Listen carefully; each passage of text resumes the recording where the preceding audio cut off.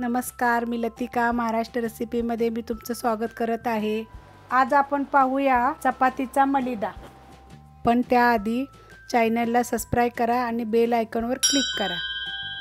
त्यासाठी लागणारे साहित्य हे 3 चपात्या घेतल्यात बघा। या सकाळच्या आहेत, ताज्या असल्या तरी पण चालतात। ह्या मी थोड्या गरम करून घेतल्यात बघा। अर्धा चमचा बडीशेप आहे, 4 बदाम आहेत, थोडा तुकडा जायफळचा आहे आणि 1 वेलची आहे आणि हा गूळ आहे आणि हे देशी तूप आहे बघा।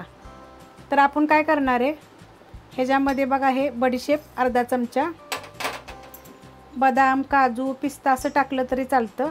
मी 4 बदाम टाकलेले आहेत आणि 1 वेलची सोलून टाकायची। हे बघा असे सोलून घेतली होती मी, हे सोलून टाकायची आणि थोडा तुकडा जायफळचा आहे। आता ही एवढं मी बारीक करून दाखवते मिक्सरला। हे बघा आता आपण हे मिक्सरला बारीक करून घेतलेलं आहे। तर आता ह्याच्यामध्ये बघा ह्या चपात्या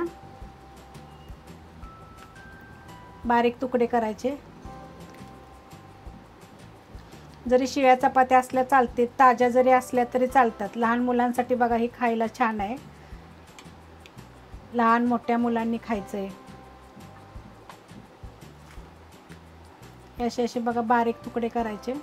गरम जर चपाती असेल ना, जर हाताने जर बारीक केली तर लगेच बारीक होते, तिला मिक्सर मध्ये घालायची पण जरूरत नाहीये। हे बघा आता ह्या 3 चपात्या मी बारीक करून घेतलेल्या आहेत। आता मी ह्याला एकदा मिक्सरला फिरवून घेते। हे बघा आता हे मी मिक्सरला बारीक करून घेतलेलं आहे। एकदम बघा असं चांगलं बारीक झालेलं आहे बघा।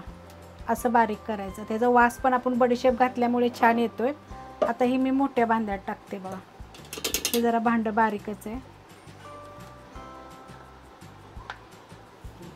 आता ह्याच्यामध्ये बघा गूळ टाकते। तुमच्या गोड किती पाहिजे त्याच्याप्रमाणे घालायचं।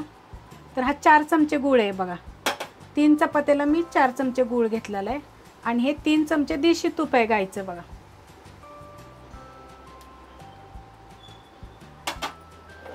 आता मी एकदा फिरवून घेते बघा। हे बघा आता हे मी मिक्सरला बारीक करून घेतलेलं आहे, फिरवून घेतलेलं आहे। आता ही मी एका प्लेटमध्ये काढून घेते।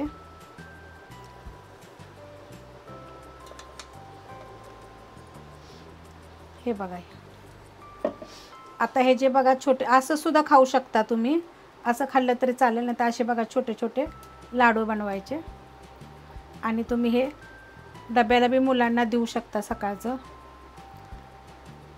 शाळेत वगैरे जाताना खायला, नाश्त्यासाठी लहान मुलांसाठी हे चांगलंच आहे। तर बघा अशा पद्धतीनं बाकीचे पण मी लाडू सगळे बनवून घेते। हे बघा मी 5 लाडू बनवून घेतलेले आहेत।